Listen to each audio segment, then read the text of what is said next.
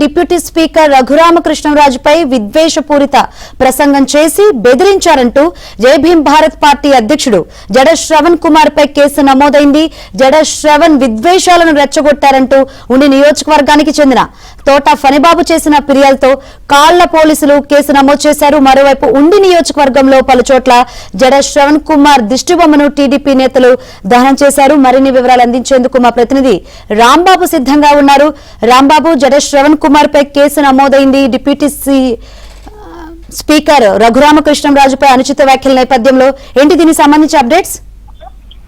మనం చూస్తున్నాము న్యాయవాది జై భీమ్ పార్టీ అధ్యక్షుడు జడ శ్రవణ్ కుమార్ పై కేసులు నమోదవుతున్నాయి. ప్రధానంగా పశ్చిమ గోదావరి జిల్లా కాళ్ళ పోలీస్ స్టేషన్ అయితే కేసు నమోదైంది. తోట ఫణిబాబు అనే వ్యక్తికి ఫిర్యాదు చేశారు. ఎందుకంటే డిప్యూటీ స్పీకర్ రఘురామకృష్ణరాజుపై శ్రవణ్ కుమార్ దారుణమైన వ్యాఖ్యలు చేశారు, అదేవిధంగా బెదిరిస్తున్నారని చెప్పేసి ఫిర్యాదులు చేశారు. దీని ఫణిబాబు ఫిర్యాదు ఆధారంగా 128/2026 కేసు కింద అయితే ఫిర్యాదు అయితే స్వీకరించారు పోలీసులు. ఇంకా సెక్షన్లకు మనకు తెలియాల్సింది. అదే విధంగా ఏలూరులో కూడా కేసు నమోదైంది. ఏలూరు 3 టౌన్ పోలీస్ స్టేషన్ లోని మరో కేసు అయితే ఆదివారం నమోదైనట్లు మనకు తెలుస్తుంది. దీనికి సంబంధించి పెద్దాడ వెంకటరమణ అనే వ్యక్తి జడ శ్రవణ్ కుమార్ ఫిర్యాదు చేశారు. ఎందుకంటే ఆదివారం ఏలూరులోని సెయింట్ జేవియర్ హై స్కూల్లోని దళిత బేరు మహాసభ జరిగింది. ఈ సభలో జడ శ్రవణ్ కుమార్ పాల్గొన్నారు. ఈ సభలోని డిప్యూటీ స్పీకర్ ఉద్దేశించి చాలా పరుష పదజాలంతో చాలా తీవ్రమైన పదజాలంతో అయితే విమర్శలు చేశారు. ఈ విమర్శల నేపథ్యంలోని ఈ పెద్దాడ వెంకటరమణ అని ఆయన 3 టౌన్ పోలీస్ స్టేషన్ లో ఫిర్యాదు చేశారు. ఆదివారం రాత్రి 9 గంటల ప్రాంతంలోని కేసు అయితే నమోదైంది. దీనికి సంబంధించి అయితే పోలీసులు అయితే విచారణ చేస్తున్నారు. అయితే జడ శ్రవణ్ కుమార్ వ్యాఖ్యల పట్ల డిప్యూటీ స్పీకర్ రఘురామకృష్ణరాజు అనుచరులు అదేవిధంగా ఆయన బంధువులు అయితే తీవ్ర ఆగ్రహంతో ఉన్నారు. ఎందుకంటే చాలా పక్షపదాలను అయితే వాడడం అయితే జరిగింది. శ్రవణ్ కుమార్ తన విమర్శలను ఒక రాజ్యాంగబద్ధమైన పదవులన్న వ్యక్తి పట్ల ఆ విధమైన వ్యాఖ్యలు చేయడం ఎంతవరకు సబబని చెప్పేసి అటు టీడీపీ కుటుంబ నాయకులు కూడా ఉద్యోగపడుతున్నారు శ్రవణ్ కుమార్ మీద. మరో పక్క శ్రవణ్ కుమార్ వ్యాఖ్యలు నిరసిస్తూ టీడీపీ కుటుంబ నాయకులు అదేవిధంగా ఇతర పార్టీల నాయకులు కూడా ఉండి నియోజకవర్గంలో అయితే ఆందోళన చేస్తున్నారు. శ్రవణ్ కుమార్ దిష్టిబొమ్మలు అయితే దగ్ధం చేస్తున్నారు.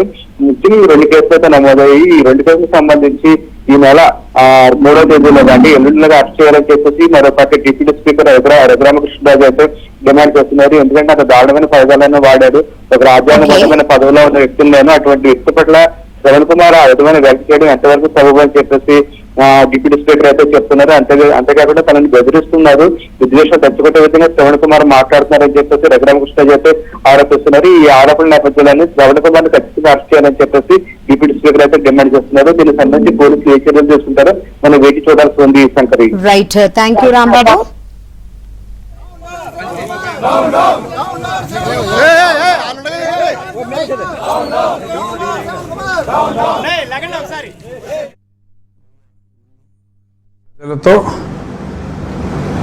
గుడ్ మార్నింగ్ మీడియా మిత్రులకు నమస్కారం.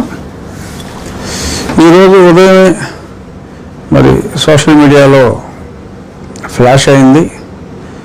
అక్కడ 28వ తారీఖు ఏలూరులో జరిగిన అంటే సుమారు 1000 మంది ప్రజలతో ఒక 3000 ఖాళీ కుర్చీలతో 1000 కూడా కాదు, ఎవరో లెక్కెట్టినాడు 730 అన్నాడు. బట్ 1000 మంది అని చెప్పి సింపతిగా మనం లెక్కెట్టుకున్నప్పటికీ ఓ 3000 ఖాళీ కుర్చీలతో ఆ ఖాళీ కుర్చీలు వాడేసుకున్న కుర్చీలు చూసుకుని అంటే వాళ్ళు వేసుకున్న కుర్చీలే వాళ్ళు చూసుకుని అందులో మనుషులు ఉన్నట్టుగా ఊహించేసుకొని నోటుకొచ్చినట్టు వాగారు కొందరు. సో అలాంటి వాగ్యకారుల్లో ఒకరిని నోట్లో అని చాలా జుగుప్సాకరంగా మాట్లాడిన వ్యక్తిని మరి నిన్న మొన్న సోషల్ మీడియాలో కూడా ప్రజలు ముక్తకంఠంతో ఇలాగా ఆ నోట్లో కానీ నోట్లో ఉన్న నాలుకను పీకి కానుకలుగా ఇచ్చేవాడిని వాడు చాలా అతిగా పేలాడు. ఇప్పుడు సభ్యత అనేది చాలా అవసరం. నేను 4 సంవత్సరాలు ప్రతిరోజు మీడియాలో గంట మాట్లాడి పోరాటం చేశాను. ఏ రోజు కూడా అప్పటి ముఖ్యమంత్రిపై కానీ ఎవరి మీద కూడా నేను తోలనాడినట్టుగా